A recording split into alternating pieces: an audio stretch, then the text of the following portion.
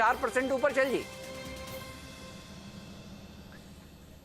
तो हेमंत जी, एक तो आपको नमस्कार और हमारे जो दर्शक हैं, हमारे ट्रेडर्स और इन्वेस्टर्स, उन सबको सुप्रभात।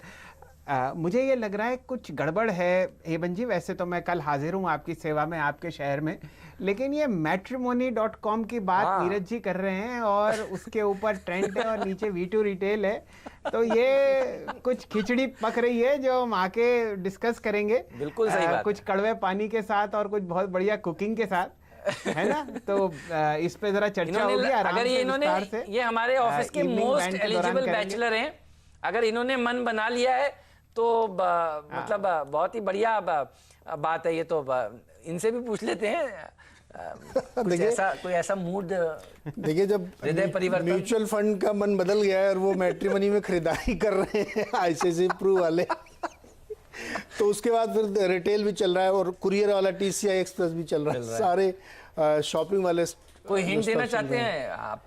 कोई नया खिलाड़ी हम थोड़ी देर में लेंगे, लेकिन कोई हिंट, क्योंकि आजकल देखिए पब्लिक हिंट मांगती है। मैंने सुबह दिया तो 3-4 हिंट हमने दिए थे। रिटेल है, लॉजिस्टिक्स है, इंफ्रास्ट्रक्चर है, तमाम सारी जो हमने थीम फोटो आप भी ऐसा पेश करिए, मतलब जैसे आशीष करते हैं। हाँ, जैसे आशीष करना, कॉपी मत करो मेरा आइडिया। अच्छा, आशीष ऐसा तो क्या हो गया हमारे मैं दूसरा सोच के डालूंगा कुछ और। चलो तो ठीक है, लेकिन हिंट आजकल तो आज ऐसे ऐसे हिंट पे जवाब आ रहे थे चल जी कि मतलब क्या कहने। और देखिए ये जो सेक्टर है हाउसिंग फाइनेंस सेक्टर, इसने दर्शकों को माला माल किया है। आप बिल्कुल सही फरमा रहे हैं हेमंत जी। LIC हाउसिंग के नतीजे क्या है? बारात निकल गई PNB हाउसिंग और GIC हाउसिंग की। ऐसा नहीं कि LIC हाउसिंग में आपने अच्छी रैली नहीं देखी, लेकिन ये बात पक्की है। मैं ये बताना चाह रहा हूँ कि जहाँ पर भी नतीजे अनुमान से बेहतर हैं या अनुमान के नीचे भी हैं, तो आपको बाय ऑन डिप्स बहुत ही अच्छी तरीके से काम करता हुआ दिख रहा है। हमारे साथ आशीष चतुर्मोता साहब तो जुड़े हुए हैं, मेरे ख्याल से उनसे राय लेते हैं एक दो इंडिविजुअल स्टॉक्स पर। आपने बहुत ही अच्छी तरीके से बाजार को पकड़ा है। चंदन जी भी जुड़े हुए हैं और मुदित गोयल साहब भी हमारे साथ आज फिलहाल विराजमान है दिल्ली से। तो जी हाँ, सबसे पहले चंदन जी से। चंदन जी, बहुत शानदार रैली आप ऑटो एंसिलरी स्पेस में देख रहे हैं और ये मंथली एक्सपायरी का भी आखिरी हफ्ता है। बताइए कोई पसंदीदा काउंटर आपको ऑटो एंसिलरी स्पेस में आता हुआ दिख रहा हो तो? जी देखिए, ऑटो में पिछले कुछ दिनों में काफी अच्छा मोमेंटम है और हमारा प्रेफर्ड पिक सबसे पहले तो हीरो मोटो रहा है। चाहे आप किसी भी लेवल पे देखें, हम लगातार शायद 10, 12, 15 दिनों से लगातार इस काउंटर की बात कर रहे हैं। तो हीरो मोटो में काफी अच्छा मोमेंटम है। काउंटर में देखिए एक मंथली लेवल पे एक ब्रेकआउट देखने को मिला है। तो इस स्टॉक में लगभग आप देखोगे 2980 के आसपास का सपोर्ट रहेगा और ऊपर में 3300 तक का लेवल बनना चाहिए। अब आप एंसेलरीज की बात कर रहे हो, तो एंसेलरीज में यहाँ पे आप देखोगे भारत फोर्ज हमारे रेडार पे है। काउंटर जरूर कंसोलिडेट कर रहे हैं, बट थोड़ा सा भी फॉलो अप हुआ तो यहाँ पे पोल एंड फ्लिक का ब्रेकआउट देखने को मिलेगा। आप यहाँ पे नोटिस करोगे पिछले 8-10 दिनों से ये काउंटर नीचे में 485, ऊपर में 515 की रेंज में कामकाज कर रहा है। बट जिस हिसाब से एक बड़ी तेजी के बाद थोड़ा सुस्ता रहा है, लग रहा है हल्का सा फॉलो अप आते ही 5-7% की उड़ान ये काउंटर बढ़ लेगा। तो भारत फोर्ज एक काउंटर हो सकता है जहाँ पे करंट लेवल पे खरीदारी की सलाह बननी चाहिए। 497-98 के आसपास चल रहा है। 491 के आसपास का स्टॉप लॉस है। 515 और 530 तक के टारगेट रहेंगे। उसके अलावा आप देखोगे ऑटो में एशर मोटर भी काफी अच्छा है। एशर मोटर की बात कल परसों हम कर रहे थे और काउंटर में जो स्प्लिट हुआ है वो काफी एक एनकरेजिंग है रिटेल इन्वेस्टर के लिए। यहाँ पे लगभग 2190 के सपोर्ट है और 2400 तक के मूवमेंट बनने चाहिए। तो हीरो मोटो, एशर मोटर और फिर Bharat Force, 3 preferred auto pick यहाँ पे रहेंगे। ठीक बात है। तो देखिए इनके ऊपर रखिएगा नजर। और ये सारे स्टॉक्स देखिए आज बढ़िया प्रदर्शन दिखा रहे हैं। वित्त मंत्री निर्मला सीतारमण जी ने जैसे ही CII में ये बयान दिया कि ये कोई सिन टैक्स क्यों लगना चाहिए इनके ऊपर, कोई लग्जरी आइटम थोड़ी ना है, टू व्हीलर है, तो उसके बाद स्टेटमेंट आया टू व्हीलर इंडस्ट्री के मुखियाओं की तरफ से 28 नहीं 18 होना चाहिए। और देखिए भाग रहे हैं सारे के सारे स्टॉक्स। लेकिन मिड कैप का टेम्पो हाई है। डॉक्टर साहब मिड कैप इंडेक्स दिखाइए एक बार। सेंचुरी मार्कर 100 पॉइंट ऊपर कारोबार कर रहा है। एडवांस डिक्लाइन रेशियो बढ़ने वाले शेयरों के फेवर में है और एक दो स्टॉक्स की वजह से आपको सूचकांक सेंसेक्स और निफ्टी फ्लैट नजर आ रहे हैं, लेकिन अंडरलाइन जो अगर आप देखें तो वो बहुत मजबूती वाली है। नीरज के पास चलते हैं, उनसे समझते हैं कि उनका नया खिलाड़ी कौन सा है। तो हिंट तो बहुत सारे आपने दिए, मैं तो पता नहीं लगा पाया, दर्शक भी नहीं लगा पाए होंगे आई एम श्योर। को बताइए स्टॉक कौन सा बढ़िया है। कल आपने जो नेलकास्ट बताया था आज मैं देख रहा था फिर से 5-6% ऊपर तक भागता हुआ नजर आया। इसी समय आपने कल बताया था, अब आज किस पे नजर है? कई बार देर में समझ में आता है कि अच्छा स्टॉक था लेकिन आज का स्टॉक जो मैंने चुना है, मैंने कहा था इंफ्रास्ट्रक्चर सेगमेंट से है और अशोका बिल्डकॉन उसका नाम है। और इसको इसलिए चुना है कि 3 दिन पहले इनकी जो कॉन कॉल हुई थी उसको मैंने सुना था, तो उसके जो पॉइंट्स थे बहुत ही इंटरेस्टिंग मुझे लगे, इसलिए मैंने इसको चुना है।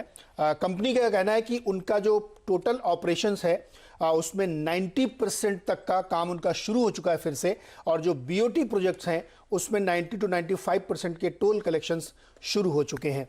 एक बड़ी दिक्कत आती है इंफ्रास्ट्रक्चर प्रोजेक्ट में कि लेबर्स आपके नहीं है, तो उन्होंने ये जानकारी दी है कि उनके सारे प्रोजेक्ट्स में 90% तक का काम शुरू हो गया और सारे लेबर्स उनके वापस आ चुके हैं। और उनका ये मानना है कि इस समय जो पर डे रोड प्रोजेक्ट है वो गिर के 21 किलोमीटर पर डे पे आ गया है, क्योंकि जो पहले टारगेट रखा गया था 28 का, वो लॉकडाउन की वजह से कम हुआ।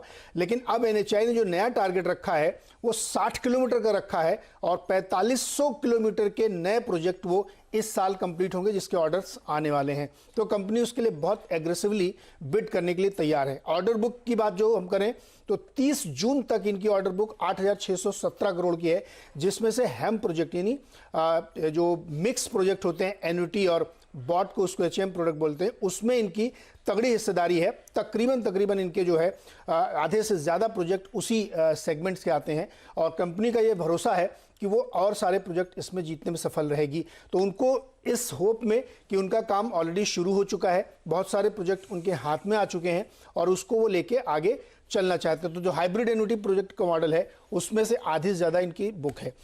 दूसरा एक सेगमेंट जो बड़ा कैटर करते हैं रेलवे का, उसमें भी इनके पास करीब 900 करोड़ के ऑर्डर हैं और इन्होंने करीब 1200-1400 करोड़ के ऑर्डर्स के लिए ऑलरेडी वहां पे बिड किया हुआ है। तो पावर एंड टीएनडी और रेलवे इनके लिए जो 10 से 12% तक ऑर्डर बुक को क्लॉक करते हैं, वहां पे भी अच्छे सेगमेंट हैं। अब थोड़ा नंबर्स पर नजर डालें कि इनको चुना क्यों है। आप देखिए, इन्होंने FY20 जो बंद किया था वो 800 करोड़ का इनका रेवेन्यू था और 273 करोड़ का आसपास, 278 करोड़ का आसपास जो इन्होंने Q1 क्लोज किया, उसमें 35% का मार्जिन इन्होंने दिखाया है, जो सिग्निफिकेंटली बहुत ऊपर है। और ये हायर मार्जिन इसलिए भी आया क्योंकि बहुत सारे प्रोजेक्ट्स ये कंप्लीट करने में सफल रहे और बीओटी कलेक्शन 133 करोड़ उस क्वार्टर के दौरान हुआ है, ये बहुत सिग्निफिकेंट है। तो हमें लगता है कि इस वजह से इस कंपनी में फोकस करना चाहिए। पूरे साल में भी कोई बहुत ज़्यादा दिक्कत नहीं हुई है। 5100 करोड़ का रेवेन्यू इन्होंने क्लॉक किया था। FY20 की बात मैं कर रहा हूँ, जहाँ पे जो कि वर्ष बहुत ज़्यादा इंफ्रास्ट्रक्चर कंपनियों के लिए अच्छा नहीं था, उसके बावजूद ये करने में सफल है। इसके अलावा अब अगर इनके आप रिटर्न ऑन इक्विटीज़ वगैरह देखेंगे तो वो तो 40-45% तक है, कैपिटल एम्प्लॉयड 45-46% तक है। सेल्स ग्रोथ यानी रेवेन्यू ग्रोथ 20% सालाना की दर से इंप्रूव इन्होंने किया है। तो जो इतने सारे प्रोजेक्ट्स की लाइनअप है उसकी वजह से, और प्लस ये काम करने में पूरी तरीके से अब लगभग 90% तक पहुंच चुके हैं। मुझे लगता है कि Q2 के नंबर आप देखेंगे तो अशोका बिल्डकॉन के बहुत ही बढ़िया नंबर आपको दिखेंगे, क्योंकि बहुत कम इंफ्रास्ट्रक्चर कंपनीज हैं जो इस पूरे लॉकडाउन को अच्छे से सेल थ्रू कर पाएंगी। डेट बहुत ज़्यादा है नहीं कंपनी के ऊपर, 51-5200 करोड़ का डेट है और अगर आप स्टैंड लोन डेट देखेंगे तो उसका आधे के आधार पर बना हुआ, क्योंकि बहुत सारे इनके जो रिक्वायरमेंट्स है कैपिटल के वो ऑलरेडी पूरे हो चुके हैं। तो मुझे लगता है Ashoka Buildcon infrastructure company highly under valued है इस प्राइस पे और इसको लेना चाहिए, क्योंकि बहुत सारे प्रोजेक्ट की लाइनअप इनके पक्ष में आने वाली है। जी, तो फिलहाल आपके सामने 77.30 पर कैश में आपको चलता हुआ दिखेगा, 200 डीएमए को बिल्कुल अच्छी तरीके से तोड़ता हुआ।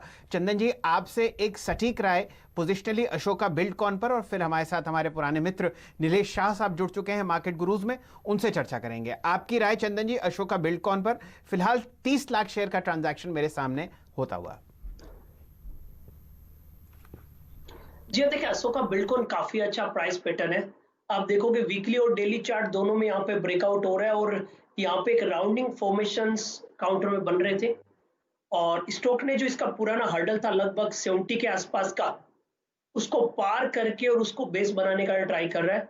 अब जो सपोर्ट है वो ऊपर की तरफ शिफ्ट होकर 73-74 के आसपास जा रहे हैं और वीकली और डेली चार्ट में काफी वॉल्यूम से पिछले 7-8 दिनों में कामकाज हुआ था, जो साफ संकेत दे रहा है कि काउंटर का शॉर्ट टर्म और टेम्परेरी और परमानेंट बॉटम बन चुका है। तो 73-74 के सपोर्ट से यहाँ पे कामकाज करना चाहिए और काउंटर कम 85 और फिर 88 तक के लेवल छूना है। चलिए, ये राय आपको अशोका बिल्डकॉन पर मिल रही है। हेमंत जी हमारे साथ जुड़े हुए हैं मुंबई में, और हमारे पुराने मित्र नीलेश शाह साहब विराजमान हैं फाइनेंशियल कैपिटल मुंबई में। शाह साहब, आपका स्वागत है CNBC आवाज़ में। बताइए किस हिसाब से आप बाजार को देख रहे हैं? ब्रॉडर इंडिसेस पर आपको ज़बरदस्त तेज़ी आती हुई दिख रही है। निफ्टी पे ऑटो एंसिलरीज देख लीजिए, मिड कैप स्टॉक्स देख लीजिए, स्मॉल कैप स्टॉक्स देख लीजिए, हर तरफ एक बहुत अच्छी हरी लहर है। बताइए आपका मूड क्या है और क्या आप राय देते हैं निवेशकों को? सो डेफिनेटली जब मार्केट इतनी तेजी से बढ़ रहा है तो हर कोई खुश होता है, उनके पोर्टफोलियो पे हरी चीजें दिखती है। बट इस वक्त हम अपने इन्वेस्टर्स को, निवेशकों को कह रहे हैं कि this is time to be neutral weight to equity. Long term में इक्विटी अच्छा ही करेगी, बट शॉर्ट टर्म में डिस्पाइट दिस रैली एक वॉलेटिलिटी आ सकती है। तो मार्च के महीने में जहां पे आप ओवरवेट इक्विटी हो सकते थे, अब अगस्त के महीने में यह न्यूट्रल वेट टू इक्विटी होने का समय आ गया है। अब वैल्यूएशन अपने फेयर लेवल पे पहुंचे हैं, न महंगे हैं जैसे जनवरी में थे, न सस्ते हैं जैसे मार्च में है। ये अब एक फेयर वैल्यू जोन में मार्केट आ रहा है। ओके, तो न्यूट्रल की राय फेयर वैल्यू के जोन में आ रहा है। और नीलेश शाह साहब, मुझे याद है जब मार्च में गिरावट हो रही थी, लोअर सर्किट लग रहे थे बाजार में मार्च 24 के आसपास, तब आपसे हम लोगों ने बात की थी और आपने हमेशा हौसला बढ़ाया था। आप कह रहे थे ये बहुत अच्छा समय है, अपने SIPs को जारी रखिए, SIPs हो सके तो बढ़ा दीजिए। और उस सीख को देने के लिए सर तहे दिल से शुक्रिया आपका, क्योंकि हम 11,500 पर हैं और 11,500 पर देखिए आप बता रहे हैं हम न्यूट्रल होना चाहिए। तो जो आपने अर्जुन का काम किया है शेयर बाजार में, उसके लिए आपको सलाम सर। बहुत ही बढ़िया काम आपने किया है, दर्शकों को समझाया। और इसीलिए देखिए हम पिछले कुछ दिनों से हर रोज आपके मित्रों को बुला रहे हैं। परसों हमारे साथ यहाँ पर मौजूद थे समीर अरोड़ा साहब, कल शंकर शर्मा साहब थे, और देखिए आज आप यहाँ पर गाइड कर रहे हैं हमारे दर्शकों को। तो सर बहुत बढ़िया लगा आपसे बात करके। दोबारा बताइए, FIIs की तरफ से जो फ्लोज आ रहे हैं उसको देखकर थोड़ा सा कॉन्फिडेंस जमता है। और मैं आपका परसों शाम का एक ट्वीट देख रहा था, सारे जहां से अच्छा हिंदुस्तान हमारा, और क्या पैसा लगाया है FIIs ने इस महीने भी। क्या ये फ्लोज जारी रहेंगे? इस पर आपकी टिप्पणी क्या है? मुझे लगता है ये फ्लोज जारी रहेंगे। एक MSCI और FTSE, दो बेंचमार्क एजेंसीज जो इंडेक्स बनाते हैं दुनिया भर के इमर्जिंग मार्केट के लिए, वो दोनों ने भारत का वेट बढ़ाने की बात की है। FTSE ने अपना काम कर दिया है और MSCI कुछ दिनों में करेगी, ऐसी उम्मीद है। तो जैसे जैसे बेंचमार्क इंडेक्स में आपका वेट बढ़ता है, वैसे वैसे ऑटोमेटिकली फ्लोज आते हैं। दूसरी चीज, IMF ने जो डेटा रिलीज किया है GDP ग्रोथ के ऊपर, उसमें गिन चुन के 2 कंट्रीज है या 3 कंट्रीज है जिनका GDP ग्रोथ कैलेंडर ईयर 2020 में पॉजिटिव रहेगा। ऑब्वियसली इंडिया उसमें टॉप मोस्ट कंट्री है। थर्ड चीज ये है कि हमारी हालत अगर हम बाकी लोगों से कंपेयर करें तो डेफिनेटली काफी हद तक अच्छी है। दुनिया भर में ब्याज की दरें 0% है, हमारे वहां पे आज भी रिपो रेट 4% है। दुनिया भर में फिस्कल डेफिसिट और government debt to GDP ratio बहुत ऊपर बढ़ा है, हम आज भी उसे कंट्रोल में रख के बैठे हैं। एंड मोर इम्पोर्टेंटली, ग्रोथ की जो अपॉर्चुनिटीज है, जैसे चाइना में से कंपनीज भारत में आएगी, जैसे हमारे जो रिफॉर्म्स हो रहे हैं एग्रीकल्चर सेक्टर में, इंडस्ट्रियल सेक्टर में, उससे जो ग्रोथ आएगा, ये सारी चीजें मिला के FPIs को इंडिया के ऊपर, भारत के ऊपर पॉजिटिव बनाने के लिए मजबूर कर रही है। और इसीलिए हमने देखा है कि जबकि सारी इमर्जिंग मार्केट में से FPIs पैसा विड्रॉ कर रहे हैं, इंडिया में उन्होंने पैसा लगाया है। जी शाह साहब, जब आप हम लोगों से मिले थे नवंबर में दिवाली के दौरान, और फिलहाल जनवरी और फरवरी में भी जब आपसे मुलाकात हुई, आपने बहुत बुलिश चर्चा करी केमिकल स्पेस पर, और अब आप देखें तो चार चांद आपको यहाँ पर लगते हुए दिख रहे हैं। कोई भी स्टॉक उठा लीजिए, कम से कम 30% की तेज़ी है। अच्छे फार्मा स्टॉक्स में कई जगह 2 या 3 गुना पैसा बनता हुआ आपको दिख रहा है। कहीं डीप वैल्यू आपको बाजार में दिखती हो? आप वैसे तो कह रहे हैं कि ओवरऑल बाजार आपको फुली वैल्यूड दिखता है, लेकिन हमेशा पारखी की नज़र उन जगह होती है जहां पर सेक्टर्स में अभी भी अंडर वैल्यूएशन है। कोई ऐसे पसंदीदा काउंटर्स या सेक्टर्स जहां पर आप अभी लॉन्ग साइड पर कुछ निहार रहे हो या कुछ एनालाइज कर रहे हो? तो शैल भाई, अभी जैसे हम यूटिलिटी सेक्टर को देखें तो ब्याज के दरों में कटौती हो गई है और इस क्षेत्र में रिफॉर्म्स हो रहे हैं और डिविडेंड यील्ड ऑलमोस्ट ब्याज के दरों के बराबर हो गई है। तो जनरली जब डिविडेंड यील्ड और ब्याज की दरें आसपास आने लगे तो वो डीप वैल्यू सेक्टर बन जाता है और वहां पे निवेशकों को पैसा बन सकता है। सो डेफिनेटली यूटिलिटी एक क्षेत्र है जहां पे डीप वैल्यू है।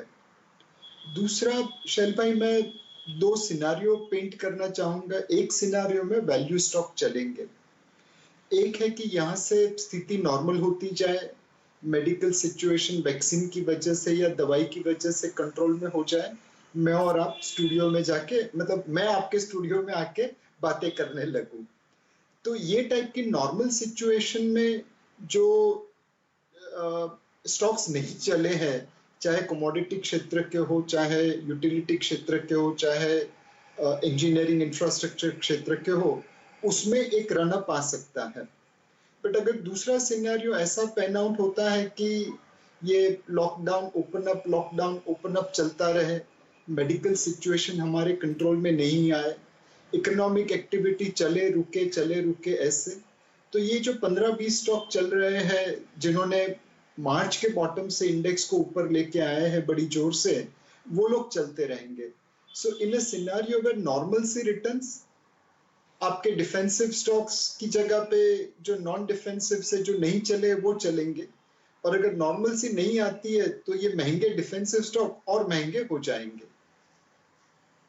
अच्छा, मुझे एक बात और आपकी याद आती है, जब लॉकडाउन का समय था तब आप आके कहते थे ऑटो खरीदिए, और आप उदाहरण देते थे कि देखिए दूसरे देशों में जहां पर अनलॉक हो रहा है वहां पर चाइना जैसे देशों में ऑटो की डिमांड बढ़ रही है, पैसेंजर व्हीकल हो, 2 व्हीलर हो, और वो बहुत बोल्ड कॉल था और बहुत सही कॉल फेयर आउट हुआ। हालांकि कई लोग कहते थे कि ये पेंट अप डिमांड होगी, बनेगी नहीं, आगे चलेगी नहीं, लेकिन देखिए हकीकत ये है कि भाव मारुति का 4,500 वाला इस समय 7,100 है और हीरो मोटोकॉर्प का भाव सबने देखा। सर ये बताइए, ये अब सरकार क्योंकि कह रही है कि यहाँ पर 2 व्हीलर में जीएसटी की दरें जो हैं इसको कम कर देनी चाहिए, 28 नहीं 18 कर देनी चाहिए, ये सिंटैक्स के नापतोल में इसको क्यों रखना चाहिए? आप कैसे देख रहे हैं वित्त मंत्री जी के स्टेटमेंट को, और उस कॉल के लिए एक बार फिर से बधाई आपको, और अब क्या कॉल है इस पे?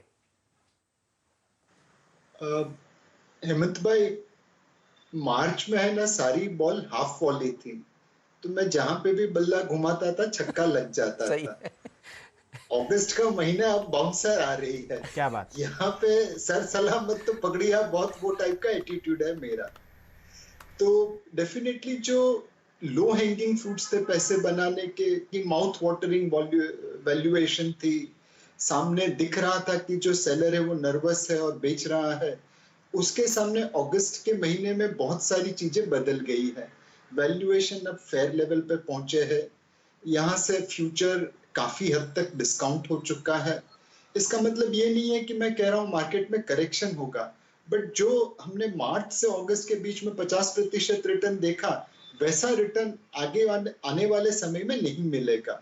तो आपको एक अपना पोर्टफोलियो क्वालिटी कंपनीज का बनाना पड़ेगा, रिटर्न एक्सपेक्टेशंस पिछले 3 महीनों की जगह पे मॉडरेट करनी पड़ेगी, एंड आज भी अच्छी क्वालिटी की कंपनीज आप लेके बैठे जिसमें बैलेंस शीट स्ट्रांग हो, लिवरेज बहुत ज्यादा नहीं हो, जिसमें कॉस्ट कटिंग की गई हो, ये लॉकडाउन के समय में इनोवेशन के थ्रू उन्होंने अपने कस्टमर्स को सर्विसिंग अनइंटरप्टेडली चालू रखा हो, ये टाइप के फीचर्स वाली कंपनी अगर आप लेके बैठे तो इसमें डेफिनेटली अभी भी रिटर्न बनेगा। बट आपके रिटर्न की एक्सपेक्टेशन मॉडरेट कर दीजिए, बिकॉज वो चीप मार्केट से अब हम फेयर वैल्यू मार्केट पे पहुंच गए हैं। बिल्कुल सही बात है। और सर, जब आप ये बात कह रहे हैं, आपके मुंह से आ रही है बात, तो ये और ज़्यादा वेटेज रखती है। तो ध्यान रखिएगा, चीप मार्केट था, जब गिरावट थी तब नीलेश भाई कह रहे थे कि खरीदिए खरीदिए खरीदिए, इससे बढ़िया मौका नहीं है। और अब देखिए कह रहे हैं कि थोड़ा सा रुकिए। तो ये बहुत ही शानदार आपने बताया। लेकिन सर, ये जो आपने पैसा बनवा के दिया है कोविड के दौरान, लॉकडाउन के दौरान, आपका अपना बिगेस्ट लर्निंग क्या रहा? क्योंकि अब हम 11,500 पर हैं और आपने ये फेज पूरा देखा, घर से काम आपने भी किया, हम लोगों ने भी किया खूब। आपका एक टेक अवे जो आपने सीखा इस बार कोविड की फॉल से? So as a fund manager, मतलब एक चीज जो मैंने सीखी कि आपको दुनिया बहुत ज्यादा इंटरकनेक्टेड हो गई है।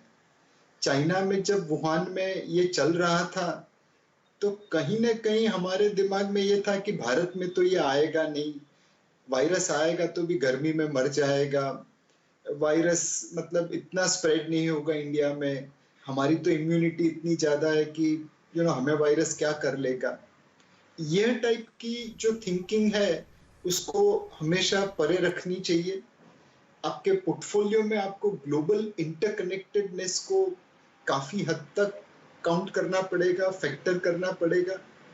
2008 में भी हमने यही गलती की थी कि यूएस सब प्राइम, यूएस का प्रॉब्लम है, हमारा नहीं, and we paid a price. अब फाइनेंशियल मार्केट इंटरकनेक्टेडनेस 2008 ने समझा दी, बट ग्लोबल इकोनॉमी इंटरकनेक्टेडनेस 2020 ने समझा दी। हम जितनी फोकस अपनी कंपनीज पे और भारत पे करते हैं, उतना ही फोकस हमें अब दुनिया के लिए करना पड़ेगा, because world has become flat, world has become one. एक छोटे से भाग में क्या होता है, उसकी इंपैक्ट भारत की इकोनॉमी पे और भारत की मार्केट के ऊपर भी गिर सकता है।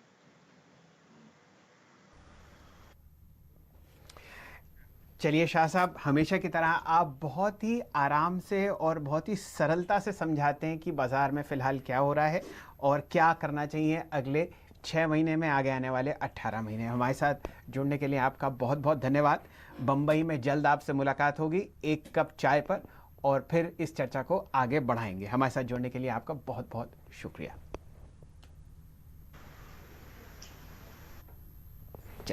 वापस बाजार पर नजर डालते हैं। फिलहाल हेमंत जी, आपके सामने जबरदस्त रैली जो स्पेस आपने पकड़ी थी, ऑटो एंसिलरी में आपको आती हुई दिख रही है। एक आपका पसंदीदा स्टॉक हुआ करता था शांति गेयर्स, उस पर नजर रखिए। आज लगभग आपने उसमें 10% की तेजी आती हुई देखी है, बहुत जबरदस्त उसमें ब्रेकआउट हुआ है।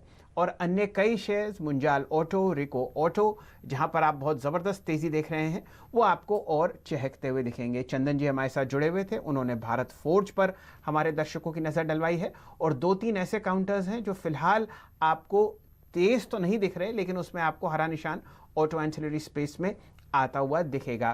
डायरेक्टर साहब, सिर्फ यूकल फ्यूल्स और टैलब्रोस पर आप जरा स्क्रीन पर स्टॉक्स दिखाइए। यहाँ पर मुदित गोयल साहब जुड़े हुए हैं, उनसे इन दो पर राय लेंगे।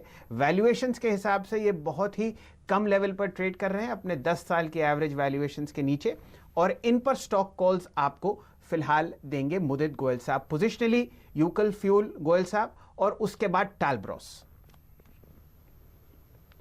गुड मॉर्निंग शैल जी। बिल्कुल, देखिए सबसे पहले लोकल फ्यूल की बात करते हैं। स्टॉक का स्ट्रक्चर पॉजिटिव है, सपोर्ट करीब 110 से लिया, उसके बाद तेजी बनी। लास्ट 5 दिनों से कुछ करेक्शन आया था, लेकिन आज थीम में पार्टिसिपेट करता हुआ नजर आ रहा है। 134 रुपए सीएमपी है लोकल फ्यूल, यहाँ पर बिल्कुल लॉन्ग करके चलेंगे। जो पोजिशनल टारगेट है 150 के निकल कर आते हैं, तो 150 के टारगेट के लिए लोकल फ्यूल को बाय करने की सलाह दे रहे हैं। स्टॉप लॉस रहेगा 128 का। वहीं दूसरी तरफ आपने टालब्रोस ऑटोज की बात करी, 95 से लगातार इस काउंटर में तेजी देखने को मिल रही है। एक राइजिंग चैनल में ये काउंटर ट्रेड होता हुआ नजर आ रहा है। जिस तरह के स्ट्रक्चर है, ये 133 सीएमपी पर टालब्रोस ऑटो ट्रेड होता हुआ नजर आ रहा है। हमें लगता है रैली बरकरार रहेगी।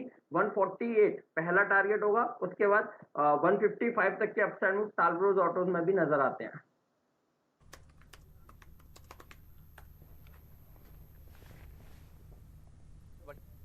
यूकल फ्यूल भी अच्छा प्रदर्शन दिखा रहा है। सारे ऑटो एंसिलरी शेयरों में तेजी। शांति गेयर्स पर हम कल से बात कर रहे हैं। देखिए शांति गेयर्स में अब शांति हो गई, 20% का सर्किट यहाँ पर लगता हुआ नजर आ रहा है। मुंजाल ऑटो 11% ऊपर, गैब्रियल 10% ऊपर, रिको 7% ऊपर, जमुना ऑटो 6% ऊपर, नेलकास्ट 5% ऊपर। नेलकास्ट भी कल हमने पकड़ा था और नीरज ने आपको देखिए कल ही सुबह बता दिया था इसी शो में इसी वक्त कि ये वो स्टॉक है जो भागेगा। इवन महिंद्रा सीआई ये आशीष का जैकपॉट आइडिया था और देखिए 4% ऊपर है। ऑटो एंसिलरी शेयरों में आग लगी हुई है, बढ़िया रैली यहाँ पर देखने को मिल रही है। मिड कैप इंडेक्स आधा % ऊपर इस समय ट्रेड करता हुआ, बाजार भी निचले स्तरों से हर निशान में आता हुआ। और वक्त हो गया अब ये जानने का कि मुदित जी के खजाने में 2 हीरे कौन से हैं। बताइए मुदित जी, आपके 2 ट्रेडिंग आइडियाज। देखिए आज तो थीम ऑटो एंसिलरी है, तो आज दोनों स्टॉक हमने इसी थीम से चुने हैं। सबसे पहले बालकृष्ण इंडस्ट्रीज, इसको लॉन्ग करने की सलाह दे रहे हैं। जिस तरह के स्ट्रक्चर बने हुए हैं, एक inverse head and shoulder pattern 1 घंटे के चार्ट पे बना हुआ है, उसका ब्रेकआउट के पास एक काउंटर ट्रेड होता हुआ नजर आ रहा है। जिस तरह के स्ट्रक्चर अभी बने हुए हैं, 1430 के टारगेट के लिए बालकृष्ण इंडस्ट्रीज को लॉन्ग करने की सलाह दे रहे हैं। स्टॉप लॉस रहेगा 1360 का। वहीं दूसरा काउंटर हमने कैश स्टॉक चुना है, एनआरबी बेयरिंग। एनआरबी बेयरिंग की अगर चार्ट की बात करते हैं, वीकली चार्ट पर एक ट्रायंगुलर पैटर्न का ब्रेकआउट आज के सेशन में हुआ है और अच्छे वॉल्यूम के साथ ब्रेकआउट नजर आया है। कल करीब इस काउंटर में 3-3.5 लाख शेयरों का काम हुआ था। आज ओपनिंग नोट पे ही 4 लाख, ऑलमोस्ट 4 लाख शेयरों के काम के साथ इस काउंटर में ब्रेकआउट देखने को मिला है। सारे इंपॉर्टेंट मूविंग एवरेजेस के ऊपर एनआरबी बेयरिंग ट्रेड होता हुआ नजर आ रहा है। थीम में पार्टिसिपेट कर रहा है, बड़ी तेजी दिखाएगा एनआरबी बेयरिंग। 98 के टारगेट्स के लिए लॉन्ग करने की सलाह है। स्टॉप लॉस रहेगा 86 का। चलिए, एक शानदार ब्रेकआउट आपको एनआरबी बेयरिंग पर 92 रुपए पर आता हुआ दिख रहा है। चंदन तपड़िया साहब भी हमारे साथ जुड़े हुए हैं।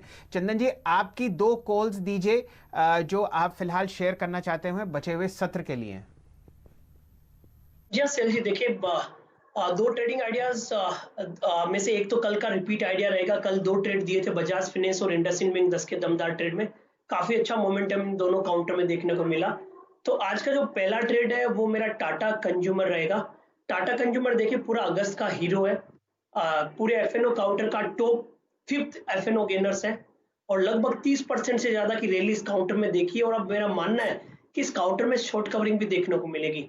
आज 8-9% का ओपन इंटरेस्ट बढ़ा है, मेरे हिसाब से थोड़ा और अप आएगा तो ओपन इंटरेस्ट घट के कहीं ना कहीं कॉल अनवाइंडिंग के साथ में यहाँ पे शॉर्ट की कवरिंग भी देखी, क्योंकि जिस हिसाब से शानदार मूव बन रहा है लग रहा है कि पूरी तरह से बुल की गिरफ्त में है। तो टाटा कंज्यूमर पहला ट्रेड रहेगा जहां पे हम खरीदारी की सलाह कर रहे हैं। 545 का स्टॉप लॉस है, 575 का टारगेट है। दूसरा ट्रेड रहेगा बजाज फिनेंस। बजाज फिनेंस ने काफी अच्छा ब्रेकआउट लास्ट ट्रेडिंग सेशन को दिया था और लास्ट ट्रेडिंग सेशन को हमारा रिकमेंडेशन था और अभी भी हम इसको कंटिन्यूएशन रिकमेंडेशन दे रहे हैं। हमारा मानना है कि इस काउंटर में लगभग आप देखोगे 3900 3950 तक के लेवल बनने चाहिए। इसके लिए 3600 के स्टॉप लॉस से 3900 के टारगेट के लिए बजाज फिनेंस में भी खरीदारी की सलाह।